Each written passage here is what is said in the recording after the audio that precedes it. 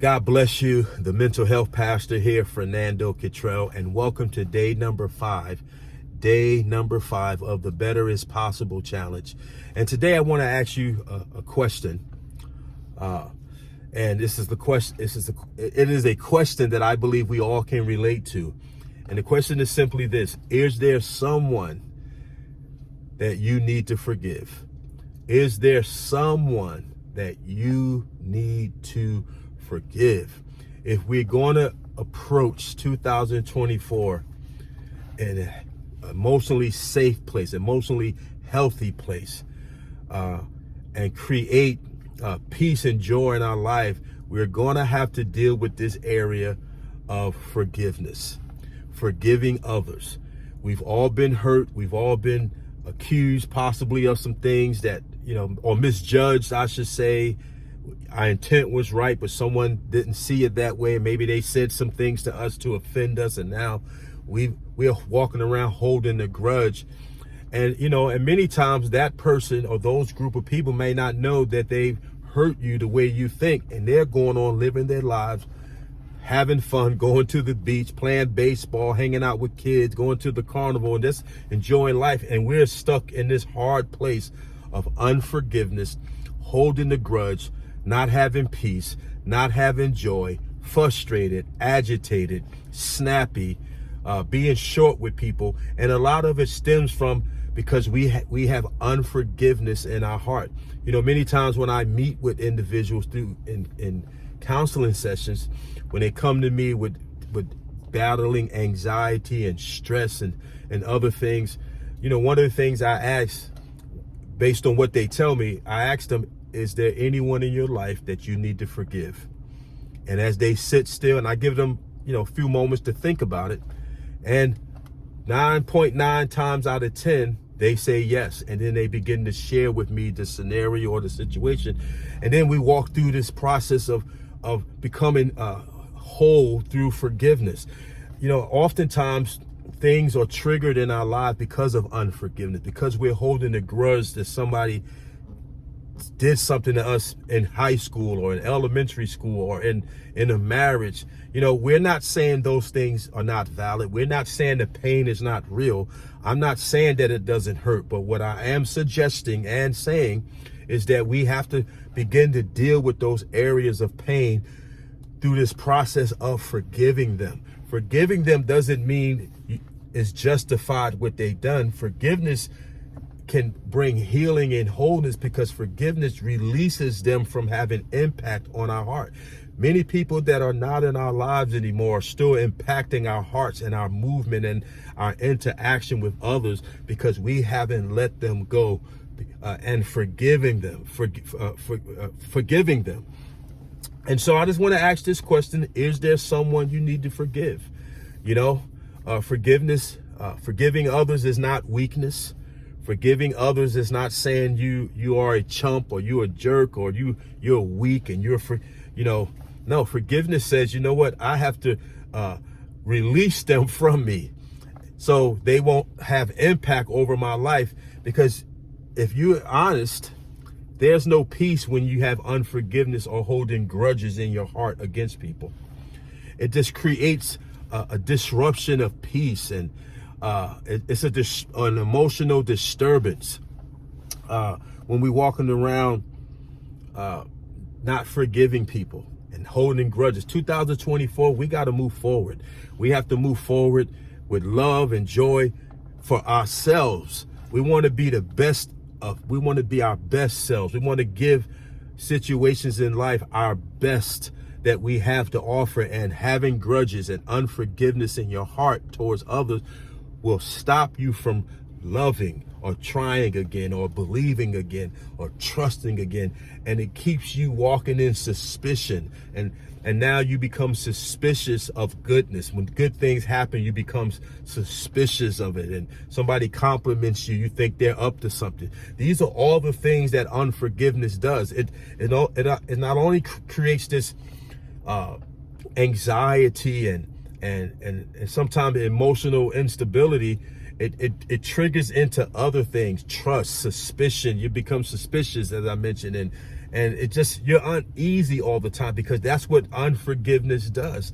It creates uneasiness. And many times it's been documented through research and studies that unforgiveness is also at times linked to certain ulcers and cancers that are triggered in our lives because we haven't forgiven someone, and it begins to work through our body and through our body chemistry, and then we're developing aches and pains because the grudge and maybe often turn it into hatred just becomes to eat away at us. And then God starts dealing with us. Now he's dealing with us to give it to him, and now we're fighting the conviction to forgive on top of the other things now that this unforgiveness has caused in our bodies and in our minds. So is there someone you need to forgive? Now, there are ways to forgive. You know, some people say, oh, I don't want to talk to them anymore. Sometimes you don't have to talk to someone to forgive them. Forgiveness starts in your heart. Forgiveness starts with the posture of your heart to forgive. There are people that I hurt in the past that I don't have their number. And I wish I can contact them and say something, but I don't know. I tried to search some things out, but I had to ask God in my heart, say, God, I forgive them. I'm sorry I hurt them. I'm sorry I said this to them, and I don't know how to contact them. So I determined or purposed in my heart that I would forgive them, even if they're not around. Because you don't always have to, if that person moved to another country, you're not held accountable for what you cannot do. But you can start in your heart, posturing in your heart to say, God, help me, forgive me for not forgiving them, because you've forgiven me and now I forgive them. Forgiveness may not always take away the memory of the pain. It may not always do that, because we're human and we're still going to have memory, but we can, once we say, God, help us. See, I believe when we forgive people, we need God's help, because if we could have done it earlier, maybe we would have. So forgiveness is not always easy, but it's always possible. And so with the help of God through prayer and a heart towards to do right, so you can just be better. I know you're tired if you're carrying unforgiveness. I know you're tired of just carrying that around. Carrying unforgiveness alters us. It alters how we are. Our moods are different. We're angry.